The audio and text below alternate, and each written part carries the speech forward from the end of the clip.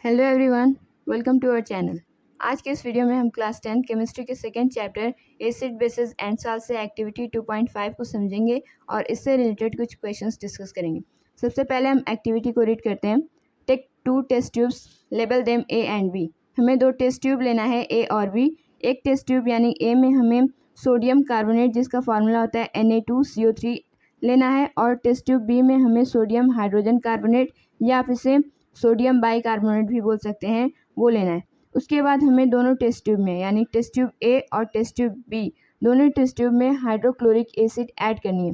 What do you observe? आपका observation क्या होगा? जब हम सोडियम कार्बोनेट या फिर सोडियम हाइड्रोजन कार्बोनेट में HCl ऐड करते हैं तो उसमें से कुछ गैसेस इवॉल्व होती हैं। इसी गैस को हमें लाइम वाटर में एक डिलीवरी ट्यूब की हेल्प से, जैसे आप इस फिगर में देख सकते हैं, डिलीवरी ट्यूब जिसमें कि कैल्शियम हाइड्रोक्साइड का सोल्यूशन होगा, उससे पास कराना है। उसके बाद हमारा ऑब्जर्वेशन क्या होगा, हमें ये बताना है।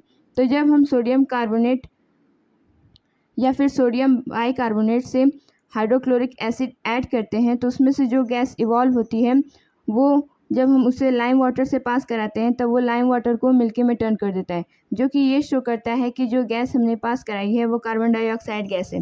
जैसे हाइड्रोजन गैस की ये प्रॉपर्टी होती है कि वो पॉप साउंड से बर्न करता है, ठीक वैसे ही कार्बन डाइऑक्साइड की एक प्रॉपर्टी होती है, यानी कार्बन डाइऑक्साइड को चेक ऐसे किया जाता है कि हम उसे कैल्शियम हाइड्रोक्साइड के सोल्यूशन यानी लाइम वाटर से पास कराते हैं। अगर वो मिल्की में चेंज हो गया तो इसका मतलब जो गैस हमने पास कराई है वो कार्बन डाइऑक्साइड गैस है।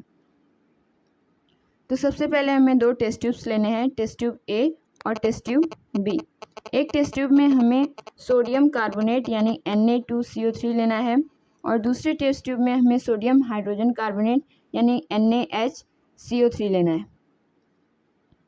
अब इन दोनों टेस्ट ट्यूब में हमें हाइड्रोक्लोरिक एसिड ऐड करनी है। जब हम इसमें हाइड्रोक्लोरिक एसिड ऐड करते हैं तो इसमें से कुछ रिएक्शन देखने को मिलता है।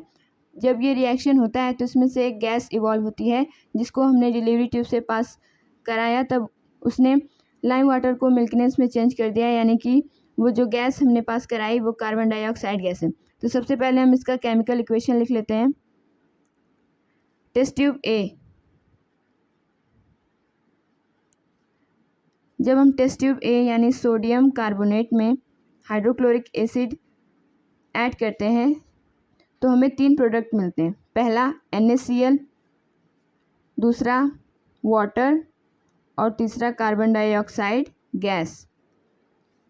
ये जो रिएक्शन आप देख रहे हैं ये एक डबल डिस्प्लेसमेंट रिएक्शन होता है, यानी इसका पॉजिटिव इसके नेगेटिव के साथ चला जाता है, इसीलिए बना है सोडियम क्लोराइड और प्लस में हमें वाटर और कार्बन डाइऑक्साइड गैस भी मिलता है।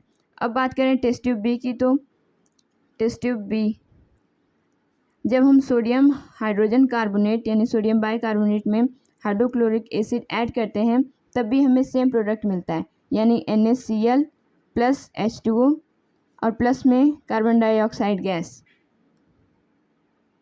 अब इस कार्बन डाइऑक्साइड गैस को हमें लाइम वाटर से पास कराना है CO2 प्लस में। लाइम वाटर का फॉर्मूला होता है CaOH का ट्वाइस यानी कैल्शियम हाइड्रोक्साइड। जब हम CO2 को कैल्शियम हाइड्रोक्साइड से पास कराते हैं तब ये मिल्की में चेंज हो जाता है। ऐसा इसलिए होता है क्योंकि जब हम इन दोनों को मिलाते हैं तो इसमें भी एक केमिकल रिएक्शन देखने को मिलता है। जब हम CO2 को लाइम वाटर से पास कराते हैं तब एक वाइट प्रेसिपिटेट बनता है जिसे बोलते हैं कैल्शियम कार्बोनेट, प्लस में वाटर भी बनता है। इसी वाइट प्रेसिपिटेट की वजह से जो कैल्शियम हाइड्रोक्साइड रहता है वो मिल्की में चेंज हो जाता है, जिससे इसका कलर वाइट दिखने लगता है।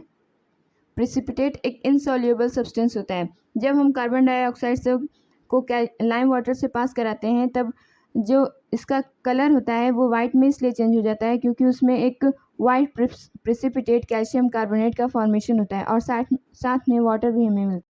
फिर उसके बाद जब हम इस कैल्शियम कार्बोनेट यानी वाइट प्रेसिपिटेट में और ज़्यादा CO2 ऐड करते हैं तब इसकी मिल्कीनेस डिसअपियर हो जाती है, गायब हो जाती है। ऐसा इसलिए क्योंकि इसमें भी एक केमिकल रिएक्शन हमें देखने को मिलता है। जब हम इस प्रोडक्ट में यानी कैल्शियम कार्बोनेट और वाटर में और CO2 ऐड करते हैं तब इसमें केमिकल रिएक्शन होती है जिससे हमें प्रोडक्ट मिलता है कैल्शियम हाइड्रोजन कार्बोनेट। इसी की फॉर्मेशन की वजह से ये जो वाइट प्रेसिपिटेट है वो डिसअपियर हो जाता है। ऐसा इसलिए क्योंकि ये कैल्शियम हाइड्रोजन कार्बोनेट वाटर में सॉल्यूबल होता है और वाटर में सॉल्यूबल होने की वजह से इसकी जो मिल्कीनेस होती है वो डिसअपियर हो जाती है। तो सबसे पहले हमें सोडियम कार्बोनेट और सोडियम हाइड्रोकार्बोनेट में हाइड्रोक्लोरिक एसिड ऐड करनी है। उसके बाद हमें इसमें केमिकल रिएक्शन देखने को मिलता है जिसमें कार्बन डाइऑक्साइड गैस इवॉल्व होती है। जब हम इस कार्बन डाइऑक्साइड गैस को लाइम वाटर से पास कराते हैं तब वो मिल्की में टर्न हो जाता है। ऐसा इसलिए होता है क्योंकि उसमें एक वाइट प्रेसिपिटेट कैल्शियम कार्बोनेट का फॉर्मेशन होता है, प्लस में हमें वाटर भी मिलता है। फिर जब हम इसी प्रोडक्ट में यानी कैल्शियम कार्बोनेट में और CO2 ऐड करते हैं तब इसकी मिल्कीनेस जो है वो डिसअपियर हो जाती है। ऐसा इसलिए क्योंकि इसमें एक नए प्रोडक्ट बनता है कैल्शियम हाइड्रोजन कार्बोनेट, जो कि वाटर में सॉल्यूबल होता है। वाटर में सॉल्यूबल होने की वजह से इसकी मिल्कीनेस यानी वाइट कलर डिसअपियर हो जाता है। तो इस एक्टिविटी को करने से हमें एसिड की एक केमिकल प्रॉपर्टी पता चलती है कि जब हम एसिड को मेटल कार्बोनेट या फिर मेटल बाइकार्बोनेट में ऐड करते हैं तब हमें 3 प्रोडक्ट मिलते हैं। पहला सॉल्ट, दूसरा वाटर और तीसरा कार्बन डाइऑक्साइड गैस।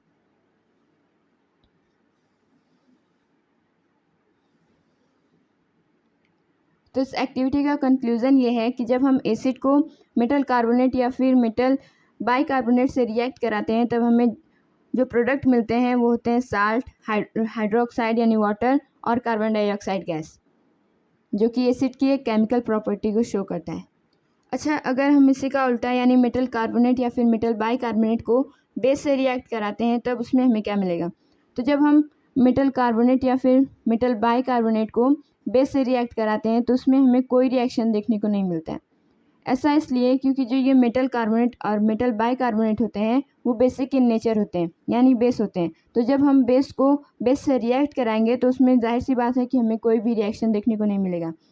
तो इससे एक चीज़ और हमें पता चलती है कि जो ये मेटल कार्बोनेट और मेटल बाइकार्बोनेट होते हैं ये बेसिक इन नेचर होते हैं और जब ये एसिड से रिएक्ट करते हैं तब ये साल्ट, हाइड्रोक्साइड यानी वाटर और कार्बन डाइऑक्साइड का फॉर्मेशन करते हैं। ओके, अब चलिए इससे रिलेटेड कुछ क्वेश्चंस डिस्कस करते हैं। Question number 1, Varun took a sample A and added dilute hydrochloric acid to it. A colorless, odorless gas X was evolved which turned lime water milky. एक स्टूडेंट है वरुण जिसने एक सैंपल लिया A, हमें उसमें नेम नहीं बताया गया है कि वो कौन सी चीज़ लिया है। उसमें हमने डाइल्यूट हाइड्रोक्लोरिक एसिड जब ऐड की तब उसमें से एक कलरलेस, ओडरलेस गैस X, इसमें हमें गैस का भी नेम नहीं दिया है, वो इवॉल्व होती है जो कि लाइम वाटर को मिल्की में चेंज कर लेती है। ये हमें यहाँ पर हिंट दिया गया है कुछ। Identify sample A and gas X evolve. हमें सैंपल A और X इवॉल्व यानी जो गैस इवॉल्व हुई है उसको बताना है कि ये कौन सी चीज़ें हैं। तो सबसे पहले जब भी ऐसे क्वेश्चंस आते हैं तो उसमें जो चीज़ें दी गई होती हैं पहचानने के लिए उनमें फोकस किया जाता है। तो इसमें दिया गया है कि एक गैस X है जो कि लाइम वाटर को मिल्की में चेंज कर देती है। तो ऐसी कौन सी गैस है जो कि लाइम वाटर को मिल्की में चेंज कर देती है? तो हमने पढ़ा है कि कार्बन डाइऑक्साइड गैस की ये प्रॉपर्टी होती है कि वो लाइम वाटर को चेंज कर देती है मिल्की में। तो ये गैस जो X है वो कार्बन डाइऑक्साइड है। अब हमें पता करना है कि ये जो सैंपल A है वो क्या चीज़ है। तो जो एसिड को ऐड करने पर कार्बन डाइऑक्साइड गैस रिलीज़ होती है वो सिर्फ एक ही केस में होती है, या तो हम मेटल कार्बोनेट या फिर मेटल बाइकार्बोनेट को एसिड से रिएक्ट करें। तो जो सैंपल A है वो या तो मेटल कार्बोनेट होगा या फिर मेटल हाइड्रोजन कार्बोनेट यानी मेटल बाइकार्बोनेट होगा। तो जो ये सैंपल A है वो या तो मेटल का कार्बोनेट है या फिर मेटल का बाइकार्बोनेट है, और जो गैस X है वो क्लियर है कि कार्बन डाइऑक्साइड गैस है। अब उसके बाद हमें बी में बोला गया है, इसके सेकेंड पार्ट में बोला गया है right a chemical equation two explain the reaction between sample A and hydrochloric acid. हमें इसका केमिकल इक्वेशन लेना है।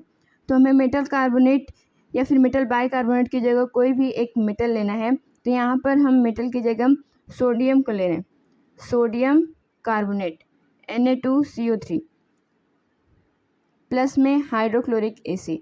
इससे जो रिएक्शन होगा ये हम पर पढ़ चुके हैं कि हमें साल्ट मिलेगा NaCl, प्लस में हमें वाटर मिलेगा और प्लस में कार्बन डाइऑक्साइड गैस मिलेगी। और जब हम मेटल के बाइकार्बोनेट को यानी सोडियम हाइड्रोजन कार्बोनेट को हाइड्रोक्लोरिक एसिड से रिएक्ट कराएंगे तो हमें सेम चीज़ यानी साल्ट, NaCl, वाटर और कार्बन डाइऑक्साइड गैस मिलेगी। कार्बन डाइऑक्साइड गैस हमें दोनों केसेस में मिल सकती है, पहला मेटल कार्बोनेट में या फिर मेटल बाइकार्बोनेट में। तो हमें ये चीज़ पता नहीं है कि इसमें मेटल कार्बोनेट ऐड किया गया है या फिर मेटल बाइकार्बोनेट, इसलिए हम दोनों इक्वेशंस को लिखेंगे। उसके बाद इसके थर्ड पार्ट में बोला गया है why does gas x turns lime water milky. हमसे ये पूछा गया है कि कार्बन डाइऑक्साइड जो गैस होती है वो लाइम वाटर को मिल्की में क्यों चेंज कर देती है। तो हमने पढ़ रखा है कि इसमें केमिकल रिएक्शन होता है कि जब हम लाइम वाटर यानी कैल्शियम हाइड्रोक्साइड से CO2 गैस पास कराते हैं तो इसमें केमिकल रिएक्शन होता है जिसमें से एक वाइट प्रेसिपिटेट का फॉर्मेशन होता है, जिसकी वजह से इसका कलर जो होता है वो वाइट में चेंज हो जाता है यानी मिल्की अपीयर होने लगता है। तो इसमें जो प्रोडक्ट मिलता है हमें वो होता है कैल्शियम कार्बोनेट। ये एक वाइट प्रेसिपिटेट होता है और इसी की फॉर्मेशन की वजह से ये जो कैल्शियम का हाइड्रोक्साइड होता है यानी लाइम वाटर होता है वो मिल्की में चेंज हो जाता है और हमें कैल्शियम कार्बोनेट के साथ साथ वाटर भी मिलता है। ओके, तो ये जो लाइम वाटर होता है वो मिल्कीनेस में इसीलिए चेंज हो जाता है क्योंकि उसमें एक केमिकल रिएक्शन देखने को मिलता है जब हम उसमें से कार्बन डाइऑक्साइड गैस को पास कराते हैं, जिसका प्रोडक्ट होता है कैल्शियम कार्बोनेट, जो कि एक वाइट प्रेसिपिटेट होता है यानी इनसॉल्युबल होता है वाटर में। जब ये इनसॉल्युबल होता है वाटर में तो इसी की वजह से जो लाइम वाटर का कलर होता है वो वाइट में चेंज हो जाता है यानी मिल्की में चेंज हो जाता है। अब आता है सेकेंड क्वेश्चन पे। क्वेश्चन नंबर 2 है what is observed when 2 millilitre dilute hydrochloric acid is added to 1 gram of sodium carbonate taken in a clean and dry test tube, write chemical equation for the reaction evolved. Question में हमें बोला गया है कि जब हम hydrochloric acid यानी HCl से सोडियम कार्बोनेट यानी Na2CO3 को ऐड करते हैं तो हमें क्या ऑब्जर्व होता है। तो जब हम एसिड को मेटल के कार्बोनेट या फिर मेटल के बाइकार्बोनेट से ऐड कराते हैं तो जो प्रोडक्ट होता है वो होता है साल्ट, प्लस में वाटर और प्लस में कार्बन डाइऑक्साइड गैस। इसमें हमें अपनी ऑब्जर्वेशन बतानी है। तो पहले तो ऑब्जर्वेशन ये हो गई कि evolution of carbon dioxide gas यानी इवोल्यूशन ऑफ गैस, और दूसरा ऑब्जर्वेशन ये हो सकता है कि ये एसिड की एक केमिकल प्रॉपर्टी को शो कर रहा है कि जब एसिड मेटल कार्बोनेट से रिएक्ट करता है तब इसमें हमें साल्ट, हाइड्रोजन और वाटर और कार्बन डाइऑक्साइड गैस मिलते हैं। इस एक्टिविटी से और भी कई क्वेश्चंस पूछे जा सकते हैं, जैसे name the gas which is evolve when metal carbonate और metal bicarbonate is react with hydrochloric acid, या फिर why carbon dioxide gas change lime water into milky, right the chemical equation. या फिर इसी एक्टिविटी से ये भी पूछा जाता है कि जब मेटल कार्बोनेट या फिर मेटल के बाइकार्बोनेट को जब आप एसिड की जगह बेस से रिएक्ट कराते हैं तो क्या मिलता है। तो हम ये जानते हैं कि जब हम मेटल कार्बोनेट या फिर बाइकार्बोनेट को बेस से रिएक्ट कराते हैं तो उसमें कोई केमिकल रिएक्शन नहीं देखने को मिलता है। ऐसा इसलिए होता है कि जो मेटल कार्बोनेट और मेटल के बाइकार्बोनेट होते हैं ये बेसिक के नेचर होते हैं, तो जब हम बेस से रिएक्ट कराएंगे तो उसमें से कोई केमिकल रिएक्शन देखने को नहीं मिलेगा। और भी इस एक्टिविटी से कई क्वेश्चंस पूछे जा सकते हैं। आपको बस ये केमिकल इक्वेशन और ये गैसेस ध्यान में रखनी है, उसके बाद आप सारे क्वेश्चंस अपने आप कर लेंगे। ओके, आई होप आपको ये एक्टिविटी और ये क्वेश्चन अच्छे से समझ में आए होंगे। Thank you. अगली वीडियो में हम एक्टिविटी 2.6 करेंगे जिसमें हम ऐसे ही कुछ क्वेश्चंस को डिस्कस करेंगे। Okay, thank you, thanks for watching.